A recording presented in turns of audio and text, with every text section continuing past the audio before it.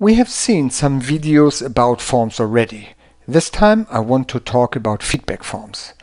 We have the typical classroom situation, and until now it was always the instructor who graded the students.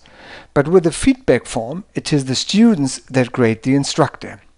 In this case, it would be desired that all student information is stored anonymously and that the student does not have to log into the web portal, but rather receives an email after he finishes the class with a direct link to the survey. How can this be set up in Mint? The first thing we have to do now is to create a form. And I did that already. And I can tell you it's just a regular form. There's nothing special with this form. Let's see how it looks like. It is like any other form as well. You have here, in my example, 5 questions that we want to ask the students. But that's all. So it is just a regular, straightforward form. The next thing is on the products page, you have to assign this form to a session. So let's go into this recurrent training, and let's assume, for example, after the last session, after this debriefing session, we want to deploy this form and we want to present this form to all our students.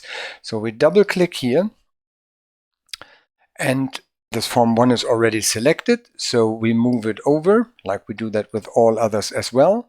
We select the form, and here we say it is the captain as the student and the first officer as the student that will grade our flight instructor, just like this. The important part now is this check mark, just this. So we have to make it an anonymous grading. This will make sure that there is no information stored that leads back to the student who graded the form. Right? This is the important piece here. That's all you have to do. In addition, we would like to say that, let's say, for example, 1 hour after the end of the event, this is triggered. Okay. Right. That's all you have to do. Now we go to the Mint page and let's schedule such a class. Kiel recurrent training next. We call it recurrent training 1, for example. That's all we want to do. And we have to say it is in the past. So let's say the class starts on the 12th of June. And now we create the project. We're done.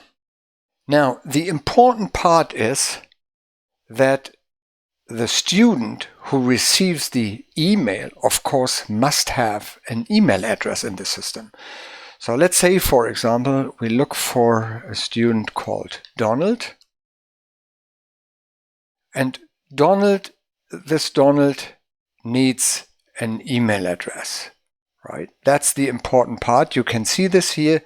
This is his email address. Of course, without an email address, this would not work. So he needs an email address. He has that. And now it is this last session. So the instructor is Jim Lemmerman, and we will make Donald as the student. So let's say he is the captain. We assign him as the captain. Now he is on this class as trainee. So Donald will receive an email. The last thing that we have to do is to make it planning complete. Yes, planning complete. We say 31st, okay.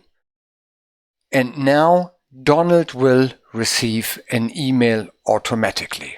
So it may take a couple of minutes until the email is triggered and received by Donald. Let's see how that looks like. He receives this email and with this link. So the only thing that Donald has to do now, click on this link, and immediately the form is shown. So the only thing he has to do now is to say completely, don't know, maybe don't know, completely, thank you, and sign off. Confirm. That's all. That's all he has to do. And now the instructor was graded.